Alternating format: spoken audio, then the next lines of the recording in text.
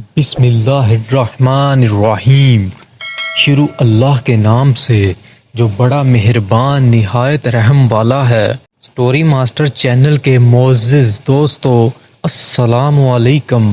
ایک شخص کے ہاں صرف بیٹیاں تھیں۔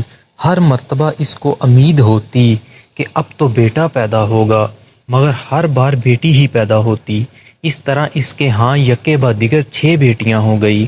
اس کی بیوی کے ہاں پھر ولادت متوقع تھی۔ وہ ڈر رہا تھا کہ کہیں پھر لڑکی پیدا نہ ہو جائے۔ شیطان نے اس کو بہکایا، چنانچہ اس نے ارادہ کر لیا کہ اب بھی لڑکی پیدا ہوئی تو وہ اپنی بیوی کو طلاق دے دے گا۔ رات کو سویا تو اس نے عجیب و غریب خواب دیکھا۔ اس نے دیکھا کہ قیامت برپا ہو چکی ہے، اس کے گناہ بہت زیادہ ہیں جن کے سبب اس پر جہنم واجب ہو چکی تھی، لہٰذا فرشتوں نے اس کو پکڑا اور جہنم کی طرف لے گئے۔ پہلے دروازے پر گئے تو دیکھا کہ اس کی ایک بیٹی وہاں کھڑی تھی جس پر اسے جہنم میں جانے سے روک دیا گیا۔ فرشتے اسے لے کر دوسرے دروازے پر چلے گئے، وہاں اس کی دوسری بیٹی کھڑی تھی جو اس کے لیے آڑ بن گئی۔ اب وہ تیسرے دروازے پر اسے لے گئے، وہاں تیسری لڑکی کھڑی تھی جو رکاوٹ بن گئی۔ اس طرح فرشتے جس دروازے پر اس کو لے کر جاتے وہاں اس کی ایک بیٹی کھڑی ہوتی، اس کا دفاع کرتی اور جہنم میں جانے سے روک دیتی۔ غرض یہ کہ فرشتے اسے جہنم کے 6 دروازوں پر لے کر گئے، مگر ہر دروازے پر اس کی کوئی نہ کوئی بیٹی رکاوٹ بنتی چلی گئی۔ اب 7واں دروازہ باقی تھا۔ فرشتے اس کو لے کر اس دروازے کی طرف چل دیے۔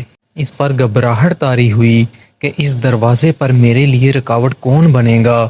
اسے معلوم ہو گیا کہ جو نیت اس نے کی تھی غلط تھی، وہ شیطان کے بہکاوے میں آ گیا تھا۔ انتہائی پریشانی اور خوف و دہشت کے عالم میں اس کی آنکھ کھل چکی تھی۔ اس نے رب العزت کے حضور اپنے ہاتھوں کو بلند کیا اور دعا کی، اے اللہ مجھے 7ویں بیٹی عطا فرما۔